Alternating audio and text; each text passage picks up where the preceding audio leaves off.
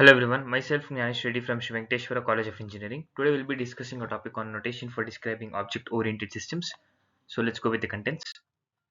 Introduction to object-oriented systems. What is a notation? Importance of notation in OOPS. UML overview. UML diagrams. Class diagrams. Sequence diagrams. Use case diagrams. Activity diagrams. State diagrams. Component diagrams. Deployment diagrams. Notation elements in UML. Relationships in UML. Model-driven architecture, benefits of using UML, challenges of UML notation, best practices in UML usage, future trends in OOP notation, conclusion. So let's go with the introduction. Introduction to object-oriented systems. Object-oriented systems are designed around the concept of objects. These objects encapsulate both data and behaviors. Understanding notation is crucial for modeling these systems effectively. So it includes encapsulation, inheritance, abstraction, and polymorphism. What is a notation? Notation provides a standardized way to represent the concepts and relationships. It helps in communicating complex ideas clearly among stakeholders. A well-defined notation can improve system design and analysis. Importance of notation in OOP. Notation assists in visualizing object-oriented structures and their interactions. It facilitates documentation and aids in the maintenance of system. Using notation enhances collaboration between developers and non-technical stakeholders. UML overview. Unified Modeling Language (UML) is the most widely used notation for object-oriented systems.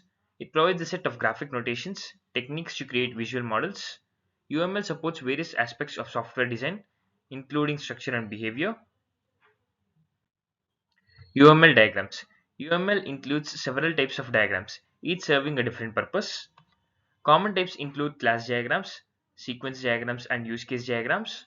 Understanding these diagrams is essential for effective system modeling. Class diagrams. Class diagrams represent the static structure of a system.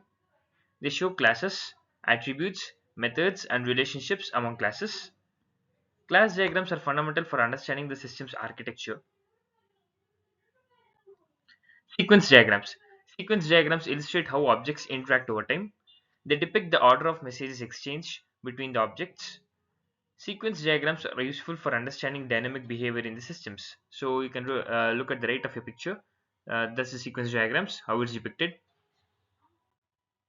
Use case diagrams. Use case diagrams capture functional requirements of a system. They show the interaction between users, uh, also called as the actors, and the system. Use case diagrams help identify system boundaries and essential functionalities. Activity diagrams. Activity model diagrams workflows and processes within a system.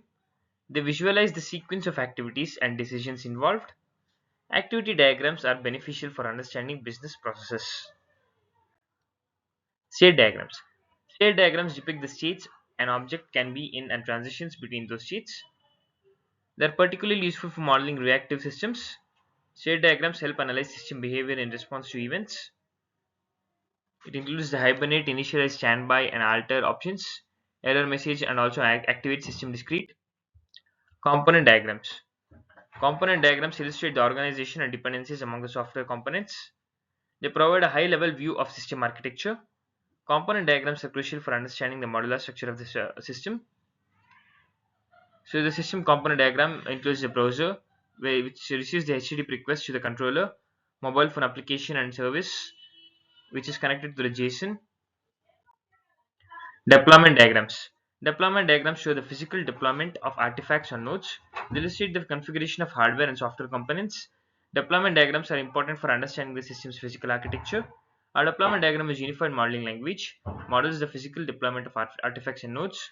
To describe a website, for example, a deployment diagram would show what hardware components exist, a web server, application server, and a database server, what software components run on each node, and how the different pieces are connected. Notation elements in UML. UML utilizes various shapes and connectors to represent different concepts.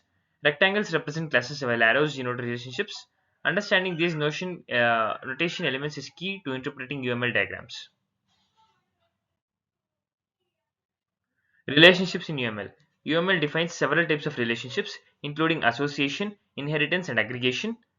Each relationship type conveys specific meanings about the connections between classes. Understanding these relationships is critical for accurate system modeling.